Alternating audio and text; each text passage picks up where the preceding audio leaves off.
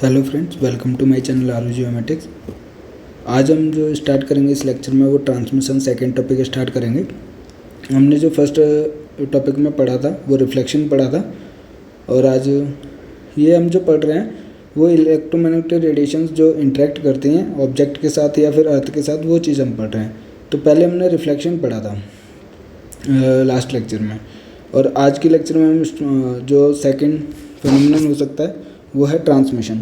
तो इसका मतलब क्या है कि जब कोई ऑब्जेक्ट से या किसी सरफेस से रेडिएशंस इंटरेक्ट करती हैं तो दो चीज़ हो सकती है हमारे पास, कि पार्ट ऑफ एनर्जी जो हो सकता है स्कैटर्ड हो सकता है या फिर एब्जॉर्ब हो सकता है, और पार्ट ऑफ एनर्जी क्या है हमारे पास, उसमें से कुछ ट्रांसमिट भी होता है हमारे पास। तो एब्जॉर्ब भी हो सकता है, स्कैटर भी हो सकता है, रिफ्लेक्ट भी हो सकता है, और जो कुछ पार्ट होता है वो हमारे पास ट्रांसमिट भी हो सकता है। जैसे अब एग्जांपल आप ग्लास का ले लीजिए, हमारे पास वो जो कोई ग्लास है वो ट्रांसपेरेंट इसीलिए दिखता है, या फिर वाटर का जो कलरलेस दिखता है ट्रांसपेरेंट हम देख सकते हैं क्योंकि उसमें जो मैक्सिमम एनर्जी होती है वो ट्रांसमिट हो जाती है। वो ट्रांसपेरेंट इसीलिए दिखता है या फिर किसी कलर का नहीं दिखता क्योंकि रिफ्लेक्ट बैक होकर हमारी आइज़ तक कोई किसी भी रेंज ऑफ वेवलेंथ हमारे आइज़ तक नहीं पहुंचती, तो वो कोई कलर नहीं दिखता हमारे पास, क्योंकि मैक्सिमम जो रेडिएशंस होती हैं वो ट्रांसमिट हो जाती हैं, मीन्स आर पार हो जाती हैं, ना एब्जॉर्ब होती हैं ना स्कैटर होती हैं हमारे पास, ना रिफ्लेक्शन होता है। तो ट्रांसमिशन आपको पता चल गया होगा, सिंपल है कि कोई भी सरफेस हो उससे हमारे पास रेडिएशन आर पार हो जाए। अब in homogeneous materials the radiation is simply transmitted, but in non homogeneous होगा ये, non homogeneous materials the transmitted radiation gets further scattered which is known as volume scattering. तो अगर किसी ऑब्जेक्ट या अर्थ सरफेस है कोई और उससे रेडिएशन आई और फिर इसके बाद स्कैटरिंग हो रही है या कोई पार्टिकल से स्कैटरिंग हो रही है, तो वो सरफेस से स्कैटरिंग हो रही है तो वो सरफेस स्कैटरिंग कहलाता है। अगर हमारे पास होमोजेनियस का मतलब है कि कोई भी ऑब्जेक्ट है, अगर यूनिट वॉल्यूम लें, एक यूनिट वॉल्यूम लिया, क्यूबॉइड है ये हमारे पास, यूनिट वॉल्यूम लिया तो हमारे पास इसके अंदर जितनी भी प्रॉपर्टीज होंगी वो सिमिलर होंगी हमारे पास। तो यूनिट वॉल्यूम में अगर कोई भी प्रॉपर्टी देखें उस ऑब्जेक्ट की तो वो सिमिलर रहेंगी, चेंज नहीं होंगी, तो वो होमोजेनियस ऑब्जेक्ट कहलाता है। और नॉन होमोजेनियस का मतलब है कि हम किसी भी डायरेक्शन में जाते हैं, मान लीजिए किसी भी पार्ट में हमने जो क्यूबॉइड लिया था यूनिट वॉल्यूम का, अगर उसके किसी भी पार्ट में हमारे पास किसी भी ऑब्जेक्ट के पार्ट में उसकी प्रॉपर्टीज चेंज है या फिर कुछ भी चेंज है तो वो नॉन होमोजेनियस ऑब्जेक्ट होता है हमारे पास। The signal received by sensors is a combination of both the processes that is surface and volume scattering. तो स्कैटरिंग तो दोनों तरीके से हो सकता है, अगर नॉन होमोजेनियस सरफेस है, मटेरियल है, उसके अंदर से स्कैटरिंग हो रही है तो वो वॉल्यूम स्कैटरिंग होती है, और अगर सरफेस से स्कैटरिंग होती है तो सरफेस स्कैटरिंग होती है। हम जो बात कर रहे हैं वो है मेनली ट्रांसमिशन का। ट्रांसमिशन की बात इसलिए कर रहे हैं क्योंकि ये भी एक फेनोमेनन होता है जब हमारे पास इलेक्ट्रोमैग्नेटिक रेडिएशन इंटरेक्शन होता है किसी भी ऑब्जेक्ट या अर्थ सरफेस के साथ। तो ट्रांसमिशन क्या होता है, transmission of radiation occurs when the radiation passes through a substance. तो पास कर जाए हमारे पास radiation through a substance without significant attenuation, means बहुत ज़्यादा चेंज या एब्जॉर्ब ना हो, उसके अंदर एब्जॉर्प्शन ना ज़्यादा हो। एटेन्यूएशन का मतलब कुछ ज़्यादा जो उसका रेडिएंट एनर्जी है वो बहुत ज़्यादा चेंज ना हो। तो जितनी एनर्जी हमारे पास इस ऑब्जेक्ट के ऊपर फॉल हो रही है उतनी हमारे पास वो पास कर जाए उससे। कुछ हमारे पास एब्जॉर्ब हो जाता है कुछ पार्ट, लेकिन बहुत ज़्यादा सिग्निफिकेंट एटेन्यूएशन ना हो, चेंज ना हो या फिर एब्जॉर्प्शन ना हो, तो वो ट्रांसमिशन कहलाता है हमारे पास। The ability of a medium to transmit energy is measured as the transmittance. जैसे एब्जॉर्बटेंस होता है, रिफ्लेक्टेंस होता है, वैसे ही हमारे पास ट्रांसमिटेंस होता है। ये क्या होता है हमारे पास, transmittance is equal to transmitted radiation is divided by the incident radiation. जितनी किसी भी ऑब्जेक्ट पर रेडिएशंस फॉल हो रही हैं और कितनी पास हो रही हैं उससे, तो वो ट्रांसमिटेड रेडिएशन पास वाली, और जितनी फॉल हो रही है वो हमारे पास इंसिडेंट रेडिएशन। इसके रेशो को क्या कहते हैं, ट्रांसमिटेंस कहते हैं। ऑब्वियसली इसकी वैल्यू भी कितनी होगी, 0 से 1 के बीच में लाई करेगी। जैसे हमारे पास एक ग्लास का एग्जांपल है, रिफ्लेक्शन का हमने देखा था कि शैडो दिखती है, वैसे ही ग्लास का एक एग्जांपल ले रहे हैं जो ट्रांसमिटेंस का है कि the transparent glass allows light to pass through it, hence you are able to see the juice inside.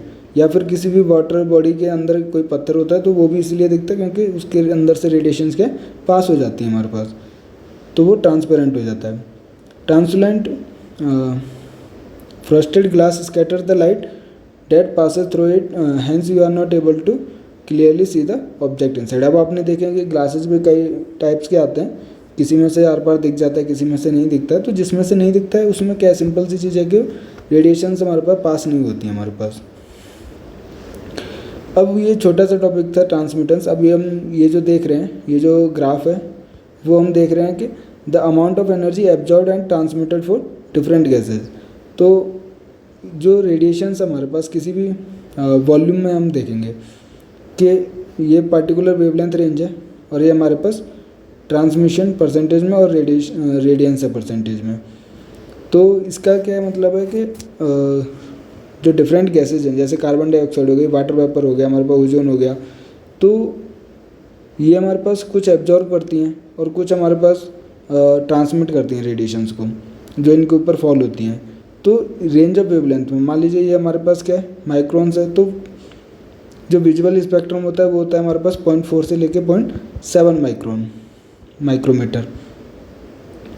तो जो विजुअल रेंज का नहीं दे रखा है, इसमें दे रखा है 3 to 4, 5, 6, 7, ये सब माइक्रोन में है। तो अगर हम इसका एग्जांपल लेते हैं, 4 माइक्रोन का कोई वेवलेंथ है और कार्बन डाइऑक्साइड गैस के ऊपर फॉल हो रहा है, तो वो हमारे पास ट्रांसमिट होगा इतना और एब्जॉर्ब हो जाएगा, मतलब 80% वो हमारे पास ट्रांसमिट हो जाएगा और बचा हुआ क्या एब्जॉर्ब हो जाता है हमारे पास। तो हम इसमें डायग्राम में जो दिखा रहे हैं वो ट्रांसमिटेंस का ग्राफ दिखा रहे हैं कि ट्रांसमिशन कितना परसेंटेज में होगा किसी भी पार्टिकुलर गैस के द्वारा, और ये रेंज ऑफ वेवलेंथ है हमारे पास। तो जो मैंने आपको पहले दिखाया था, जो मैंने आपको पहले स्पेक्ट्रल रिफ्लेक्टेंस कर्व दिखाया था, उसी तरीके से आप समझोगे कि डिफरेंट रेंज ऑफ वेवलेंथ में कितना ट्रांसमिशन हो रहा है किसी पर्टिकुलर गैस के द्वारा। तो वहाँ पे हमारे पास रिफ्लेक्शन था, यहाँ पे ट्रांसमिशन है, सेम ही चीज़ है। ये इतना इंपॉर्टेंट नहीं है इसलिए ज़्यादा जोर नहीं दे रहा है। मेन जो है हमारे पास जो प्रीवियस ईयर्स 23 में जो गेट 23 में क्वेश्चन आया था, वो इनकी जो इम्पोर्टेंट टर्मिनोलॉजी है उससे आया था, मीन्स उसकी यूनिट हमारे पास पूछी गई थी। तो हम ये इम्पोर्टेंट टर्मिनोलॉजी समझ लेते हैं तो एक बार समझ आ जाएगा वर्ड के अकॉर्डिंग कि रेडिएंट एनर्जी क्या होता है, फ्लक्स क्या होता है, इरेडियंस क्या होता है। तो वो सारी चीज़ें फिर हमारे दिमाग में, अगर हमारे पास कॉन्सेप्ट समझ जाएंगे उसका, तो यूनिट भी हमें अपने आप याद हो जाएगी। तो इम्पोर्टेंट टर्मिनोलॉजी पढ़ते हैं। सबसे पहले हमारे पास radiant energy. Radiant energy simple है, जो मैं आपको बार बार बोल रहा हूँ, रेडिएशन वो एक तरीके से रेडिएंट एनर्जी मीन्स उसकी एनर्जी कितनी है। इलेक्ट्रोमैग्नेटिक रेडिएशन की जो एनर्जी होती है वो हमारे पास रेडिएंट एनर्जी कहलाती है। Means it is the quantity of energy carried by the electromagnetic radiation. It is a measure of the capacity of radiation to perform work, heat, movement, etc. Radiant energy refers to the quantity of energy propagating into or through a surface of a given area in a given period of time. तो main क्या हमारे पास given period of time में किसी particular surface पर कितना radiation की energy गिरी है। अगर हम बोलते हैं कि अर्थ सरफेस के किसी ऑब्जेक्ट पर, ट्री पे मान लेते हैं कि रेडिएंट इलेक्ट्रोमैग्नेटिक रेडिएशन फॉल हो रही है, वो जनरली इलेक्ट्रोमैग्नेटिक रेडिएशन एनर्जी के फॉर्म में रहती हैं, तो उसी को हम रेडिएंट एनर्जी ही कहते हैं। जो इलेक्ट्रोमैग्नेटिक रेडिएशन की एनर्जी होती है उसको हम रेडिएंट एनर्जी कहते हैं। एक तरीके से अगर सिंपल वर्ड में समझा जाए तो इलेक्ट्रोमैग्नेटिक रेडिएशन ही हमारे पास रेडिएंट एनर्जी होती है। मीन्स वो एनर्जी के फॉर्म में ही मूव करती है या फिर गिरती है, फॉल होती है, किसी भी ऑब्जेक्ट के साथ इंटरेक्ट करती है, वो उसकी जो एनर्जी होती है किसी भी इलेक्ट्रोमैग्नेटिक रेडिएशन की, वो रेडिएंट एनर्जी कहलाती है। तो एनर्जी है हमारे पास, इसकी यूनिट सिंपल है हमारे पास, वो जूल्स होती है हमारे पास, और इसको रिप्रेजेंट किससे करते हैं, क्यू से करते हैं। अब यहाँ पे जो दूसरा वर्ड है वो है हमारे पास स्पेक्ट्रल रेडिएंट एनर्जी। तो मैं आपको ऑलरेडी पहले भी बता चुका हूँ कि स्पेक्ट्रल वर्ड आ जाए तो वो किससे रिलेटेड है, वेवलेंथ से रिलेटेड है। तो अगर हम किसी पर्टिकुलर वेवलेंथ पे देखते हैं, मीन्स विजुअल स्पेक्ट्रम में देखते हैं, तो ग्रीन एनर्जी ग्रीन वेवलेंथ होता है, तो उस पार्टिकुलर वेवलेंथ पे वो कितनी एनर्जी रेडिएशन, कितनी एनर्जी को कैरी करके चल रहा है, वो हमारे पास स्पेक्ट्रल रेडिएंट एनर्जी कहलाती है। तो स्पेक्ट्रल वर्ड जहाँ पे आ गया वो वेवलेंथ से रिलेटेड है हमारे पास, और इसको हमारे पास क्यू लैम्डा या फिर क्यू ई की पावर डबल डॉट कहते हैं। वो आप किसी से भी रिप्रेजेंट कर लीजिए, लैम्डा से अगर आप वेवलेंथ को रिप्रेजेंट कर रहे हैं तो क्यू लैम्डा हो जाता है स्पेक्ट्रल रेडिएंट एनर्जी। दूसरा जो हमारे पास है वो है हमारे पास रेडिएंट फ्लक्स। तो मैं आपको, फ्लक्स क्या होता है एक्चुअली, अगर आप वर्ड को ब्रेक करोगे तो आपको अपने आप समझ आ जाएगा। पहला था हमारे पास एनर्जी, एनर्जी क्या होता है, जूल में रिप्रेजेंट होती है। दूसरा हमारे पास क्या, फ्लक्स है, फ्लक्स है कि कितना फ्लो हो रहा है, किसका, रेडिएंट एनर्जी का। तो it is the rate of flow, actually ये रेट ऑफ फ्लो है, rate of flow of radiant energy on to और थ्रू ए सरफेस, किसी पर्टिकुलर सरफेस के ऊपर या फिर उससे उसके थ्रू कितना रेडिएंट एनर्जी का फ्लो हो रहा है, उसको हम रेडिएंट फ्लक्स कहते हैं हमारे पास। To understand it better it may be compare to the rate of flow of water past position along a pipe, it is represented by, आप किसी से भी रिप्रेजेंट कर लीजिए, ये आपके ऊपर डिपेंड करता है। तो यहाँ पे हमने वो डबल डॉट से किया, आप इसका कोई इतना मीन्स सिग्निफिकेंस नहीं है जितना कि इसकी यूनिट का है। अब ये रेट ऑफ फ्लक्स है, रेट ऑफ फ्लो है, सॉरी फ्लक्स क्या होता है, रेट ऑफ फ्लो होता है, तो जूल पर सेकंड होती है कि कितनी एनर्जी का रेट फ्लो हो रहा है। और ये किसकी यूनिट होती है, जनरली पावर की होती है। जूल पर सेकंड किसकी होती है, पावर की, तो इसकी यूनिट क्या होती है हमारे पास, वॉट्स में भी गिनी जाती है। तो रेडिएंट एनर्जी का जो फ्लो होता है मीन्स किसी particular means given interval time में या एक यूनिट टाइम में कितना रेडिएंट एनर्जी फ्लो हो रहा है किसी पर्टिकुलर सरफेस से या फिर उसके थ्रू, तो वो हमारे पास रेडिएंट फ्लक्स कहलाता है। तो जूल पर सेकंड इसकी यूनिट होती है, वॉट्स यूनिट होती है हमारे पास। तो हमें यूनिट पे भी फोकस करना है क्योंकि यूनिट हमारे पास प्रीवियस ईयर्स में भी पूछी गई थी।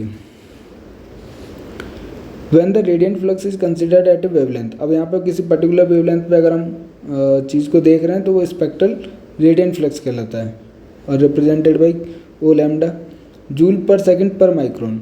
अब ये भी इम्पोर्टेंट है कि हमारे पास क्वेश्चन जो है एग्जाम में वो रेडिएंट फ्लक्स पूछा गया है या फिर स्पेक्ट्रल रेडिएंट फ्लक्स पूछा गया है। स्पेक्ट्रल है, वेवलेंथ है, वेवलेंथ की यूनिट होती है मीटर, तो ये इंक्लूड होगा हमारे पास। अब हमारे पास ये पर मीटर होता है, पर माइक्रोन, माइक्रोन मतलब माइक्रोमीटर होता है। जनरली हम वेवलेंथ को किस में मानते हैं, माइक्रोमीटर या फिर नैनोमीटर में बोलते हैं। तो इसका क्या होता है, वाट पर मीटर या फिर वाट पर माइक्रोन, इसकी यूनिट होती है स्पेक्ट्रल रेडिएंट फ्लक्स की। रेडिएंट फ्लक्स की सिंपल यूनिट होती है वॉट या जूल पर सेकंड होती है। अब जूल पर सेकंड पर मीटर होती है हमारे पास स्पेक्ट्रल रेडिएंट फ्लक्स की। तीसरा जो है हमारे पास वो है हमारे पास रेडिएंट इंटेंसिटी। रेडिएंट इंटेंसिटी की बात हो रही है हमारे पास, जो मैं आपको बार बार कह रहा था। अगर आपने मेरा प्रीवियस लेक्चर्स देखें, जो आप देख सकते हो मेरे पास गेट 2024 में हमारे पास मैंने पूरे सारे लेक्चर्स डाल रखे रिमोट सेंसिंग के। तो उसमें आप देखोगे जब मैं बोलता था कि किसी भी ऑब्जेक्ट से, अर्थ सरफेस के ऊपर कोई ऑब्जेक्ट है तो उससे जो रेडिएशंस रिफ्लेक्ट बैक होके या एमिशन होके सेंसर तक पहुंच रही हैं, कितनी इंटेंसिटी से पहुंच रही हैं, उसके ऊपर हमारे पास रिजल्ट या फिर उससे जो डेटा मिलता है क्लियर डेटा, वो इंटेंसिटी पर डिपेंड करता है। तो इंटेंसिटी में बार बार पहले बोल रहा था, वो यहाँ पर समझ लेते हैं कि our measurement of radiant flux by including a direction, कि हम फ्लक्स तो देख ही रहे थे, मीन्स ऑब्जेक्ट से देखेंगे, किसी भी पर्टिकुलर ऑब्जेक्ट से देखा, रेडिएशंस आई, फॉलोइंग रिफ्लेक्शन बैक हो रहा है, तो रिफ्लेक्ट बैक होकर हमारे पास कहीं सेंसर पर पहुंच रही है। अब ये किसी पर्टिकुलर डायरेक्शन नहीं हो सकता है कि स्कैटरिंग हो रहा है किसी भी ऑब्जेक्ट से, तो एक पर्टिकुलर एंगल में देखते हैं। अगर हम किसी पर्टिकुलर एंगल में देखते हैं और रेट ऑफ फ्लो को देखते हैं हमारे पास, मीन्स रेडिएंट फ्लक्स को देखते हैं किसी पर्टिकुलर एंगल में, तो वो हमारे पास रेडिएंट इंटेंसिटी कहलाता है। इंटेंसिटी मीन्स उसकी कितना पीक या कितनी मैक्सिमम वैल्यू हो रही है उसकी, किसी भी रेडिएंट फ्लक्स की किसी एक पर्टिकुलर डायरेक्शन में। अगर हम इसमें डायरेक्शन इंक्लूड कर देते हैं तो वो हमारे पास इंटेंसिटी हो जाता है रेडिएंट फ्लक्स का। तो ये मैंने आपको कोन में बताया था कि अगर हम 3D में देखेंगे तो ये कोन सरफेस के लिए रहेगा, सॉलिड एंगल। तो इसका जो डेफिनेशन रहता है वो होता है हमारे पास radiant flux leaving a source per unit solid angle in a given direction is called radiant intensity. तो धीरे धीरे आप एक एक चीज़ पढ़ोगे तो आपको यूनिट भी अपने आप याद हो जाएगी। जैसे हमने रेडिएंट फ्लक्स पढ़ा, अब है हमारे पास रेडिएंट इंटेंसिटी, इसमें एंगल को इंक्लूड किया। एंगल की जो यूनिट होती है वो स्टेरेडियन होती है, जिसको हम SR से रिप्रेजेंट करते हैं। तो radiant flux per unit solid angle, तो पर यूनिट बोला है तो स्टेरेडियन का इन्वर्स हो जाएगा हमारे पास। तो वॉट पर स्टेरेडियन, ये हमारे पास रेडिएंट इंटेंसिटी की यूनिट हो जाएगी। तो हमारे पास यूनिट नहीं, एक्चुअली हमारे पास जो उसकी डेफिनेशन है, जो उसका कॉन्सेप्ट है, वो भी हमें समझना है। उसके बाद हमारे पास आता है इरेडियंस और एक्जिटेंस, कि ये दोनों चीज़ क्या होती हैं। नाम से पता चल रहा है, एक्जिटेंस मतलब कि जो बाहर निकलती है, और इरेडियंस मीन्स किसी के ऊपर फॉल होना। तो अब इसमें एक नई चीज़ और इंक्लूड हो जाएगी, बट यूनिट एरिया, कि यूनिट एरिया से रेडिएंट फ्लक्स कितना बाहर निकल रहा है और किसी एक पर्टिकुलर यूनिट एरिया पर कितना रेडिएंट फ्लक्स फॉल हो रहा है। तो फॉल होना हमारे पास इरेडियंस होता है, और जो एमिशन होता है वो हमारे पास एक्जिटेंस कहलाता है। तो इसकी प्रॉपर डेफिनेशन देख लेते हैं कि the measurement of radiant flux है, ये radiant flux by including the size of area. तो मैंने बोला ना कि इसमें हमारे पास एक यूनिट एरिया भी हमारे पास इंक्लूड हो जाता है। The amount of radiant flux incident arriving, किसी पर्टिकुलर या फिर यूनिट सरफेस एरिया पर कितना रेडिएंट फ्लक्स इंसिडेंट अराइव हो रहा है उसके ऊपर, वो हमारे पास इरेडियंस कहलाता है। और अगर यही देखें कि the amount of radiant flux emitted means leaving from a unit area of surface is called exitance.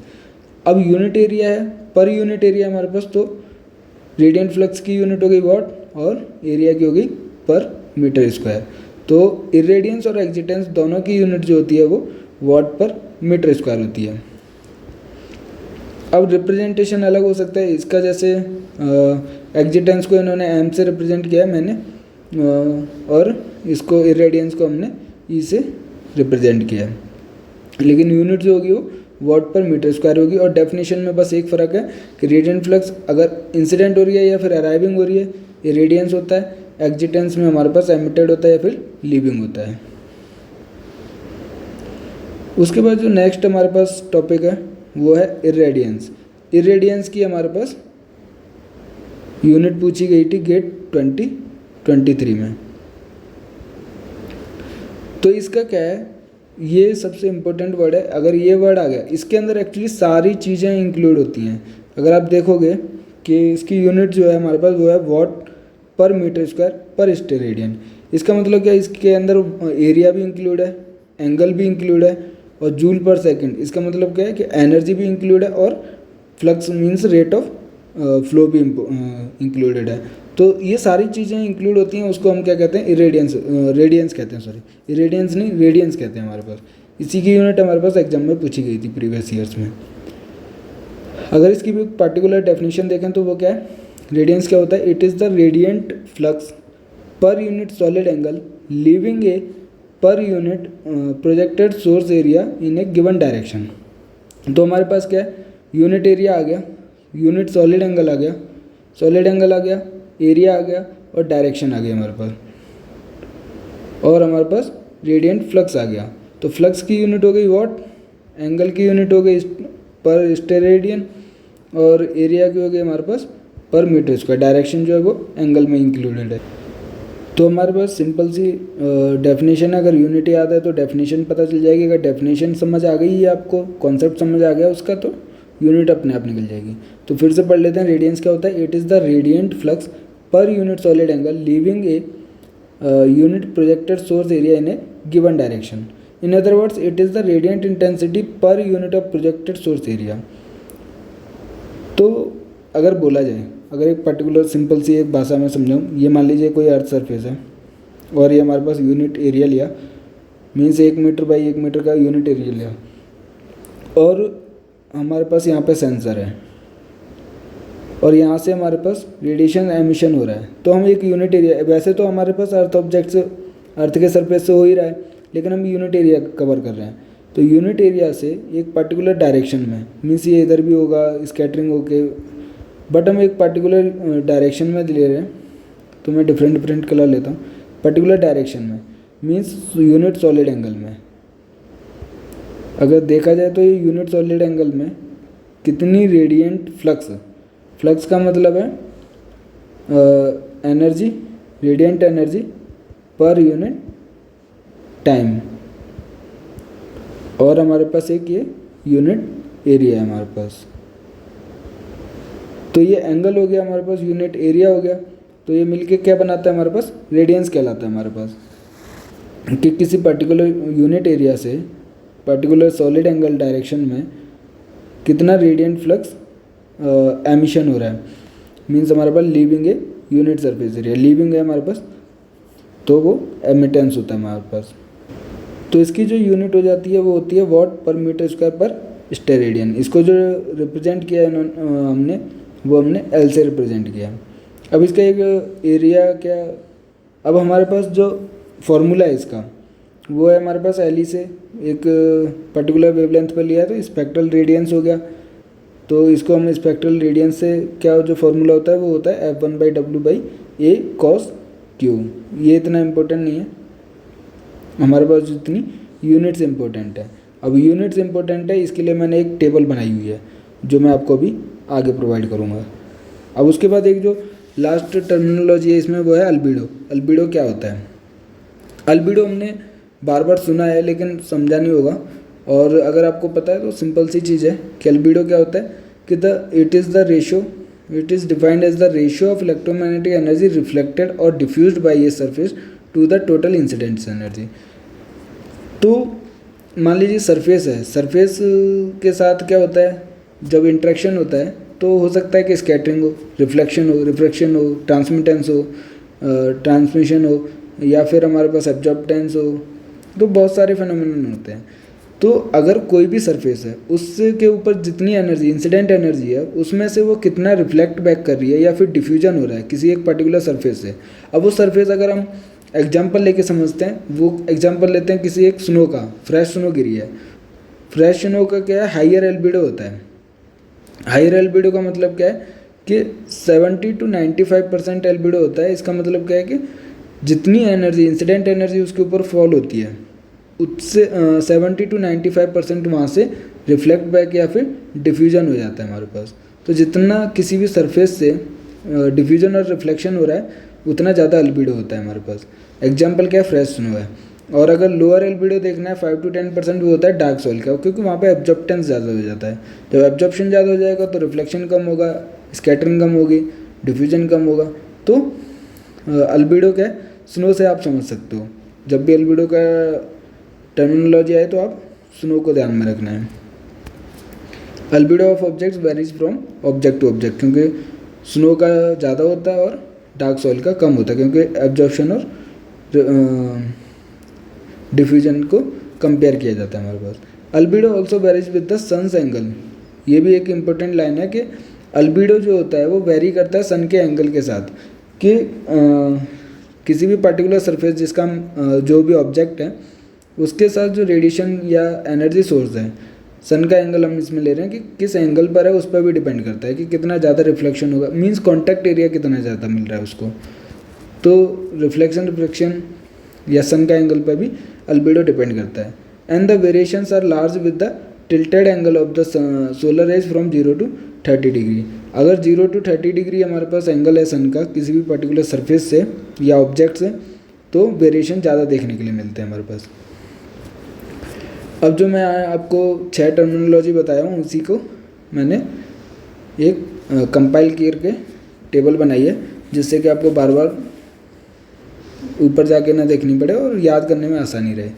अब जितने भी हमने टर्मिनोलॉजी पढ़ी हैं उसका टर्मिनोलॉजी है, कॉन्सेप्ट है, सिंबल भी है, और सिंबोलॉजी इतना इम्पोर्टेंट नहीं है जितना कि हमारे पास यूनिट इम्पोर्टेंट है। अब जैसे रेडिएंट एनर्जी की यूनिट क्या होती है, जूल होती है। रेडिएंट फ्लक्स है, एनर्जी का फ्लो, रेट ऑफ फ्लो है, तो जूल पर सेकंड हो गया या फिर वॉट हो गया। उसके बाद हमारे पास रेडिएंट इंटेंसिटी है। इंटेंसिटी क्या होती है, किसी पर्टिकुलर सॉलिड एंगल में पर यूनिट सॉलिड एंगल, तो वॉट पर स्टेरेडियन।